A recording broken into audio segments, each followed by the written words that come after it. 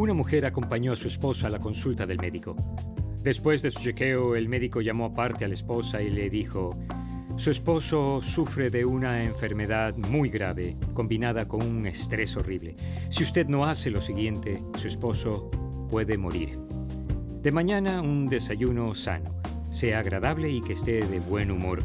De almuerzo, sírvale una comida nutritiva. Para la cena, hágale una comida especial. No lo agobie con tareas, pues tal vez tuvo un día duro. No hable de sus problemas, solo empeorará su estrés. Básicamente, sus necesidades. Si hace esto de 10 meses a un año, creo que su esposo recuperará su salud por completo. De regreso a su casa, el esposo le preguntó a su esposa qué dijo el médico. Ella le respondió que vas a morir. Vaya, amor, esto no le da la oportunidad de luchar para ser nominada como la esposa del año, ¿verdad? Hablando de amor, hoy dirigiremos nuestra mirada a las virtudes. Los primeros 10 capítulos abordan creencias que nos ayudan a comenzar a pensar como Jesús. En las siguientes 10 sesiones nos enfocamos en las 10 prácticas que vemos en la vida de Jesús y sus primeros seguidores. Al participar en esas disciplinas espirituales nos vemos actuando como Jesús. El objetivo final o el resultado de pensar como Jesús y actuar como Jesús es ser como Jesús. Y es ese tema del que vamos a hablar hoy.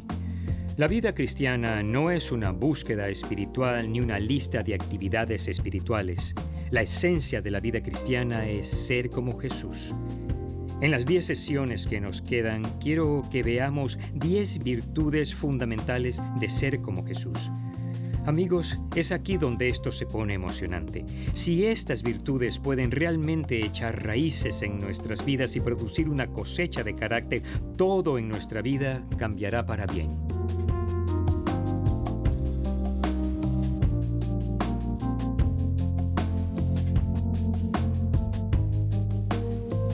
Comencemos el estudio de las virtudes empezando por la virtud del amor.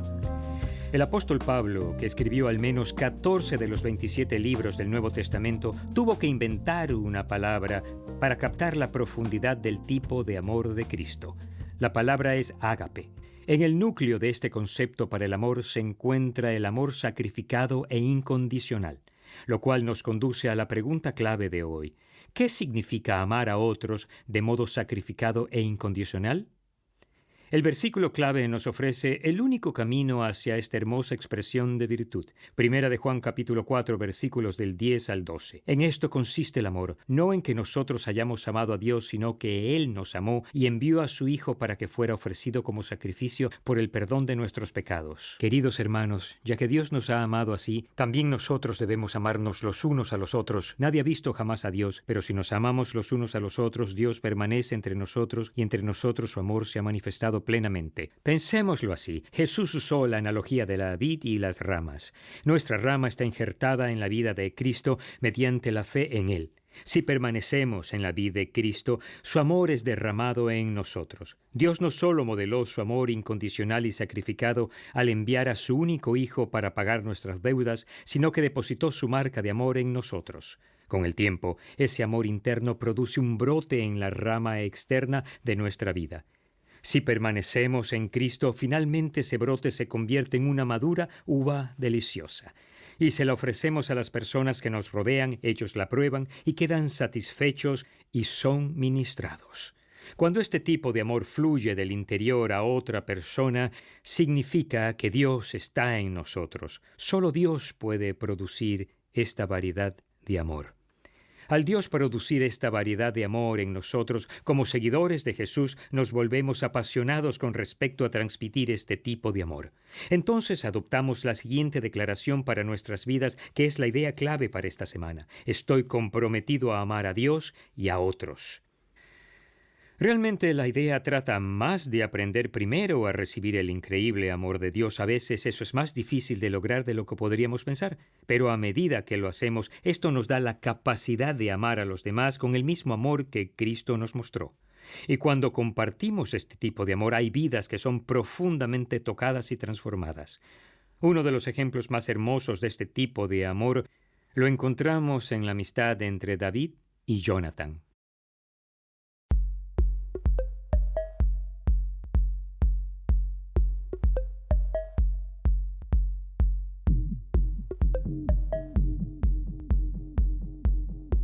Durante muchos años, Dios usó a hombres y mujeres llamados jueces para dirigir a Israel. Ellos eran guerreros sabios y valientes que libraron a los israelitas de problemas cuando otras naciones los atacaban. Con todo, los israelitas seguían queriendo tener un rey que los dirigiera. A pesar de advertirles a los israelitas de los peligros de tener un rey, Dios finalmente designó a un hombre llamado Saúl, un varón alto, bien parecido y querido por todo el pueblo. No obstante, el rey Saúl se apartó de los caminos de Dios, tratando mal a su pueblo. Debido a eso, Dios decidió que el siguiente rey no sería el hijo de Saúl, Jonatán, que se hallaba en la línea sucesoria para ocupar el trono, sino en cambio elegiría a un joven pastor de ovejas llamado David.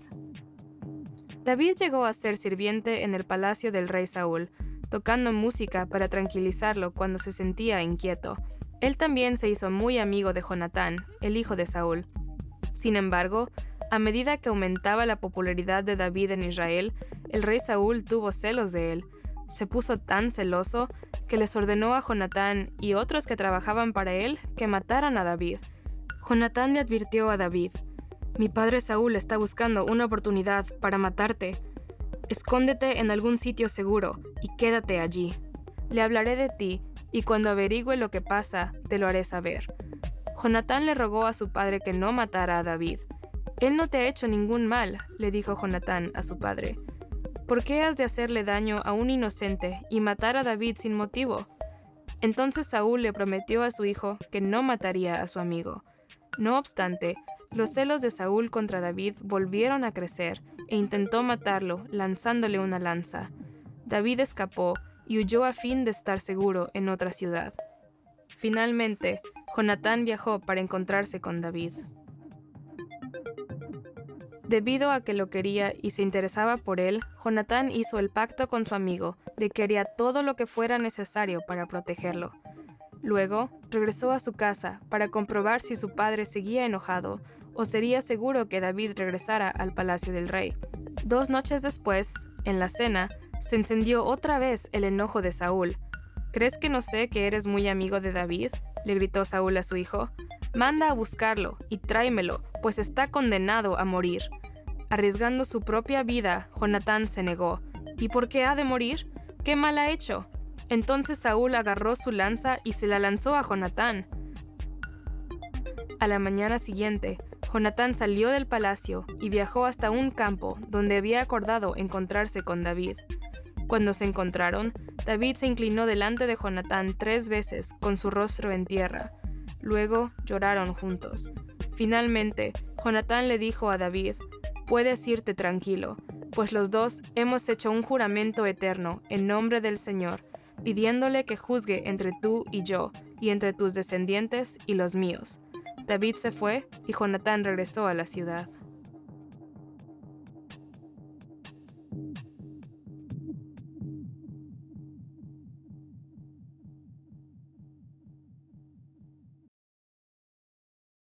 Profundicemos un poco más en la historia. Saúl fue el primer rey de Israel.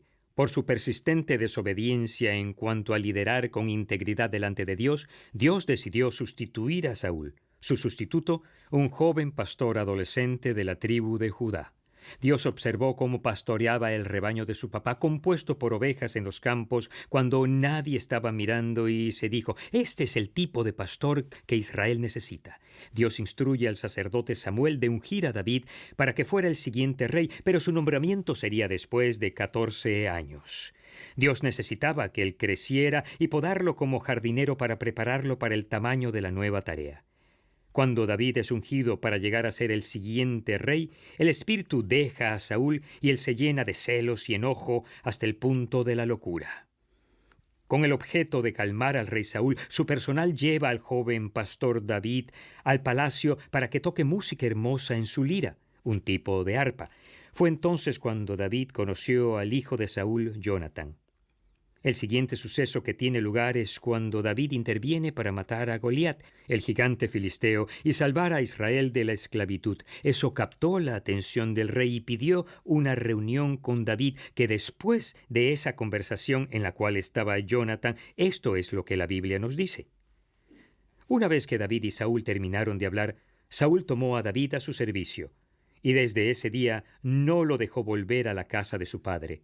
Jonathan, por su parte, entabló con David una amistad entrañable y llegó a quererlo como a sí mismo. Tanto lo quería que hizo un pacto con él. Se quitó el manto que llevaba puesto y se lo dio a David. También le dio su túnica y aún su espada, su arco y su cinturón. Primero nota que llegó a quererlo como a sí mismo. Este es el requisito de la ley: ama a tu prójimo como a ti mismo. Segundo, estableció un pacto y una promesa a David. Pero lo que sucede después es una demostración de amor ágape. Se quitó su manto, su túnica y su espada, su arco y su cinturón, y se los dio a David. Como el hijo del rey, Jonathan era el siguiente en la sucesión para ser monarca, pero parece que Jonathan ve el plan de Dios para David de que él sea el rey. Y en lugar de ponerse celoso o resistirse, le da su manto real a David. Él ve la visión de Dios para David y sacrifica incondicionalmente su oportunidad por su amigo. Esto es algo tremendo. Al David volverse más exitoso por la presencia del Espíritu de Dios en él, los celos comenzaron a crecer como un cáncer en el rey Saúl. Los celos crecieron tanto que Saúl quiso eliminar a David por cualquier medio necesario. En 1 Samuel capítulo 19, el rey Saúl incluso llega a instruir a su hijo Jonathan que matara a David. Imagina que una autoridad legal te diera instrucciones de matar a tu mejor amigo. En cambio, Jonathan le advierte a David de las intenciones de su padre y David huye. En 1 Samuel capítulo 20, David regresa al pueblo y organiza una reunión secreta con Jonathan. Le dice a Jonathan: ¿qué he hecho yo? ¿Qué crimen o delito he cometido contra tu padre para que él quiera matarme? Jonathan responde: ¿morir tú? De ninguna manera. Cuando David está desanimado, Jonathan le recuerda el buen plan de Dios para su vida. No puedes morir. Dios quiere que seas rey en mi lugar. En este mismo capítulo se describe una cena en el palacio. David está ausente y eso vuelve loco al rey. Cuando siente que Jonathan está encubriendo a David, se enfurece y le grita a su hijo. Escucha lo que Saúl le dice en 1 Samuel capítulo 20, versículos 30 y 31. «Hijo de mala madre», exclamó, «¿crees que no sé que eres muy amigo del hijo de Isaí, para vergüenza tuya y de tu desgraciada madre? Mientras el hijo de Isaí viva en esta tierra, ni tú ni tu reino estarán seguros. Así que manda buscarlo y tráemelo, pues está condenado a morir». Cuando Jonathan una vez más defiende a David, su padre agarra una lanza y se la tira a su hijo con la intención de matarlo. Me sorprende lo que dice este versículo. Enfurecido, Jonathan se levantó de la mesa y no quiso tomar parte en la comida del segundo día de la fiesta. Estaba muy afligido porque su padre había insultado a David.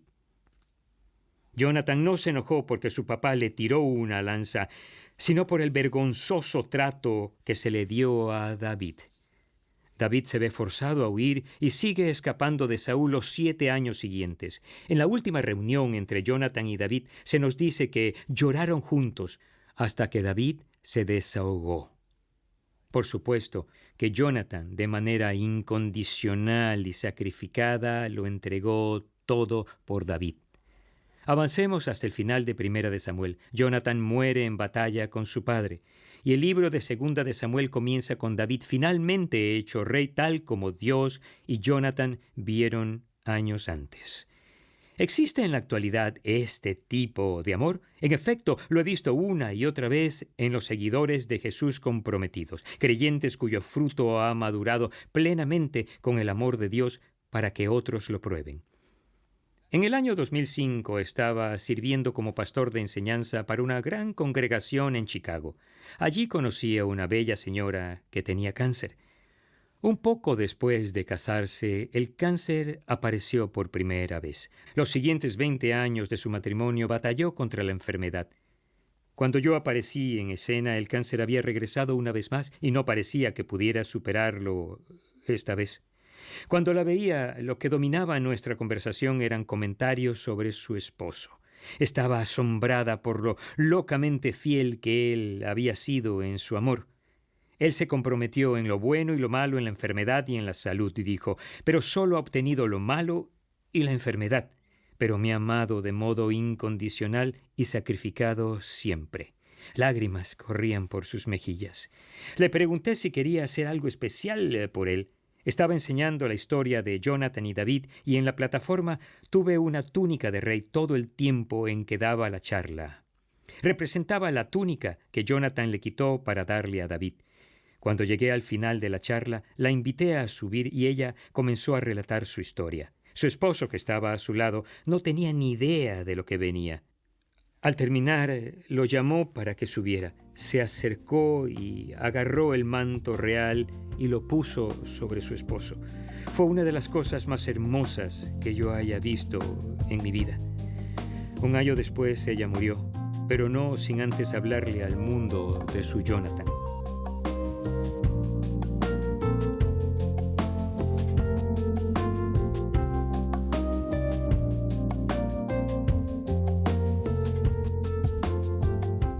¿Qué podemos hacer para amar a los demás y al hacerlo ser más como Jesús?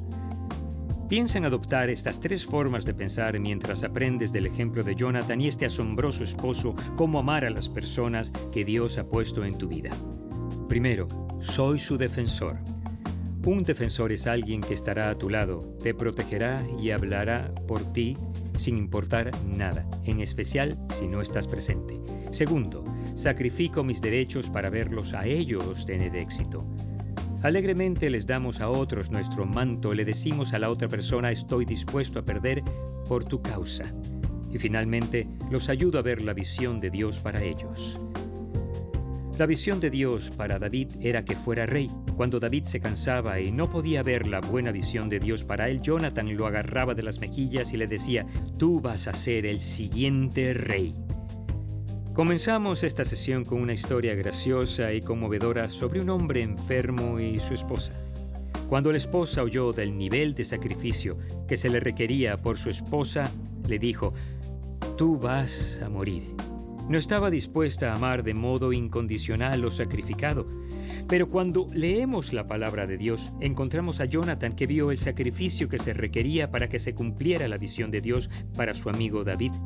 Cuando el padre de Jonathan, el rey Saúl, quiso matar a David, Jonathan protegió a su amigo y le recordó el buen plan que Dios tenía para su vida. Incluso le gritó a David, de ninguna manera vas a morir. Ojalá todos tuviéramos a un Jonathan en la vida, alguien que nos defenderá hasta alcanzar el éxito en cuanto a la buena visión que Dios tiene para nuestra vida. Y ojalá seamos un Jonathan para otros.